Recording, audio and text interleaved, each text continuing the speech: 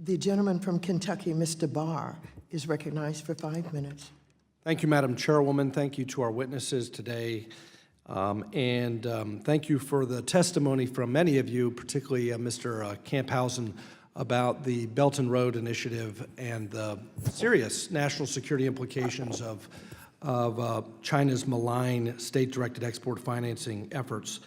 In that vein, I do sympathize with the testimony that we've heard here today that one of the principal goals of the Export-Import Bank is to enable the United States to compete on a level playing field in markets and industries where China is aggressively supporting their own exporters.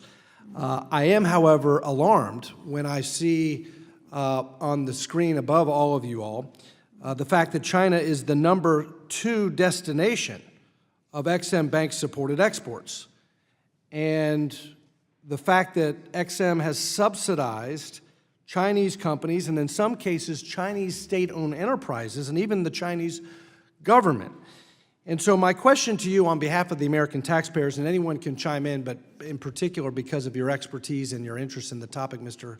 Camphausen, why is it, or why should it be, U.S. policy to use U.S. taxpayer funds to subsidize Chinese companies, including Chinese state-owned enterprises? Thank you, Mr. Barr. I'm not an expert on the functions of U.S. Ex-Im Bank.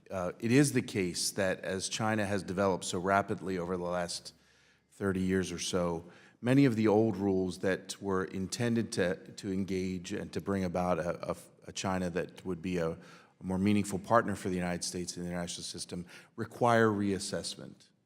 And I think that applies across the board. And so a general statement would be we need to reevaluate the conditions that would allow this very thing to occur. I welcome that comment. And my question may appear to the many friends of the Ex-Im Bank in this room as a hostile question. It really is not.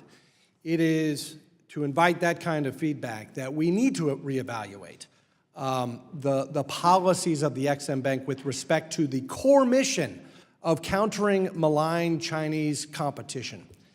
And I think that if we're going to attract support for reauthorization, particularly long-term reauthorization, we need to be very cognizant of the policies of the Ex-Im Bank so that we do not continue to subsidize Chinese importers.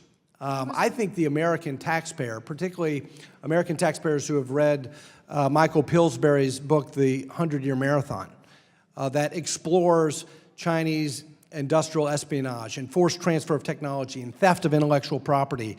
I think the American taxpayer would be alarmed and concerned to find out that their hard-earned tax dollars were going to actually subsidize malign competitive activities from Chinese-owned businesses. And I do see Ms. Dempsey wanting to chime in, and I will give you that opportunity. Congressman, thank you. I appreciate that. And look, we care deeply. Our biggest competitor and the source of most of the concerns I hear from my members is China. It's our third largest export market. These exports support hundreds of thousands of jobs overall. Why do companies use Ex-Im to sell to China, including to China's state-owned enterprises? And it's not taxpayer subsidized, right? Companies are paying fees, the loans are being paid back. It's actually not being subsidized, and maybe there's more work we need to do to prevent that. Consider one of my small manufacturers in Maryland. They sell medical rehabilitation equipment, about 55 manufacturing workers that they've been able to double over time because of exports working with Ex-Im. They sell to hospitals in China, in Russia. Most of those hospitals many of those hospitals are state-owned enterprises. Our goods, our American goods that go overseas are like our ambassadors. Yeah, I understand. I'm going to have to reclaim my time. I do appreciate the comment, but I want to just reemphasize that I think it's in order to gain the support that you want to reauthorize the bank, when we're talking about competition with China, I think we need to have a clear-eyed policy with respect to supporting Chinese state-owned enterprises when China is engaged in systematic theft of our intellectual property, systematic national security undermining efforts to transfer American technologies in a way that undermines U.S. national security.